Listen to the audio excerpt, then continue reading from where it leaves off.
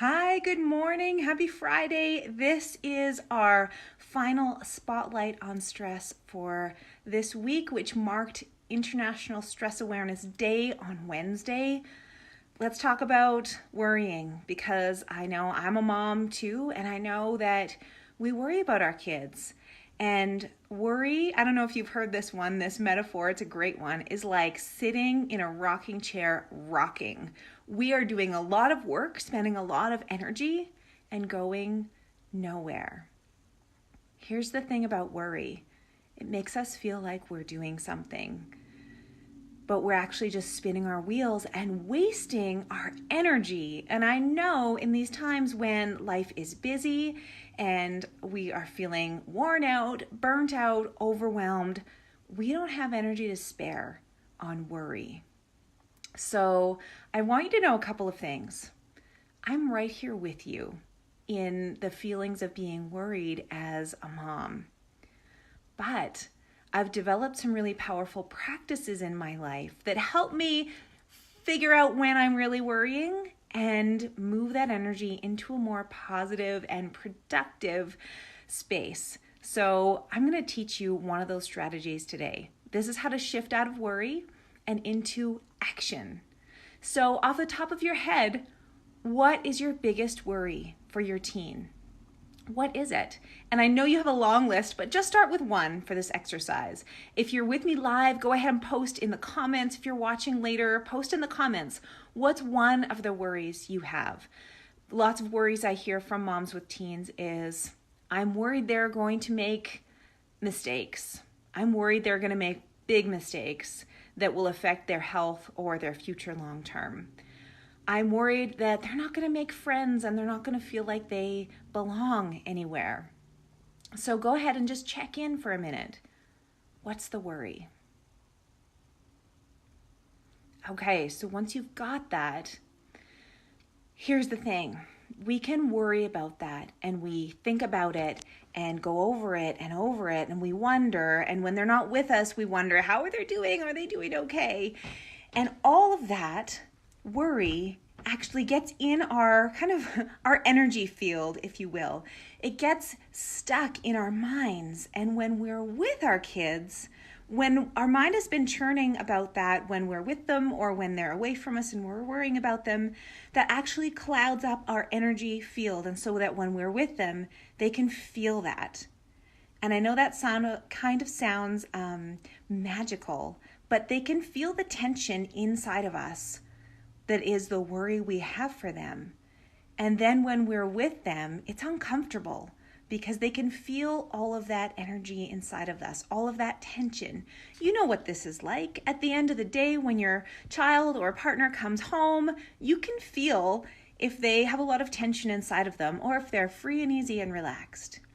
And so when we connect with our teens or our children or our partner with this tension that we're holding because we're worried about them, it is uncomfortable to be with them, for them to be with us, rather. And so then they want to have less to do with us. And then we worry more because we are disconnected. So go back to your list. What are you worried about when it comes to your teen? And now I want you to go through this exercise with me to get out of your head and into your heart for a minute, because your head has been spinning around with this worry for a while. So put your hand on your heart and we'll take 3 deep breaths together.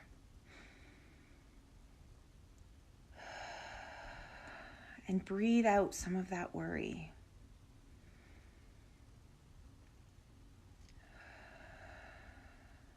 One more.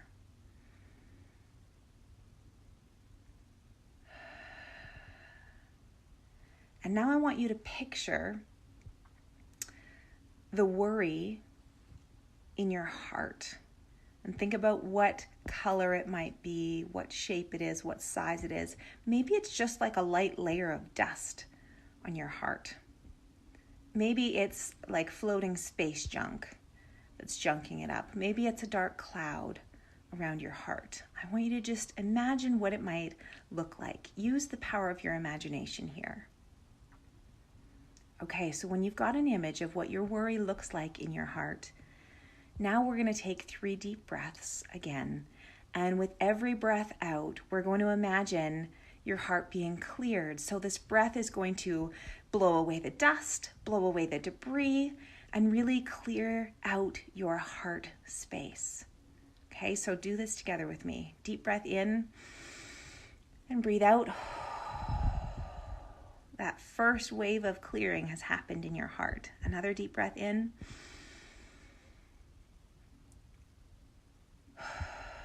Clearing it away. One more deep breath in.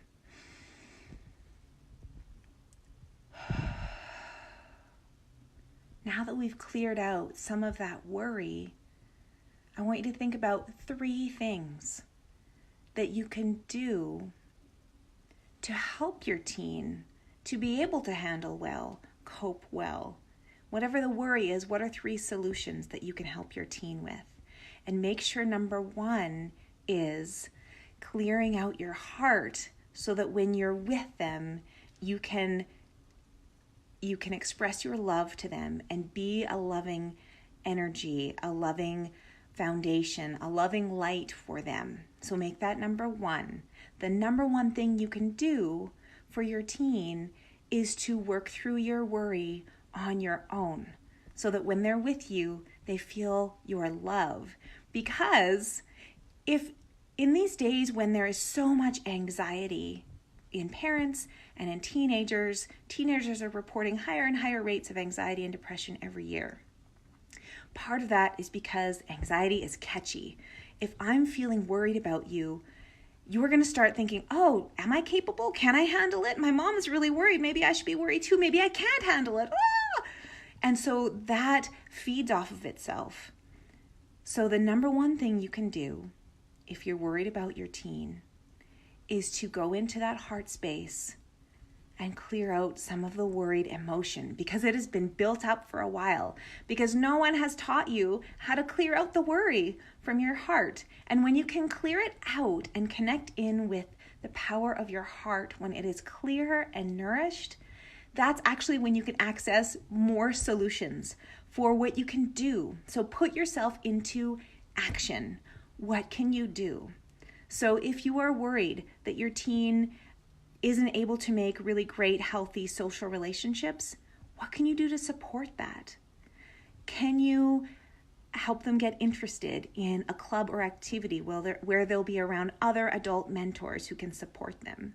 Can you help them connect with the neighbors around you? Can you ask a neighbor, hey, can you hire my kid to rake your leaves in the backyard? They just need another positive interaction with an adult in their life right now.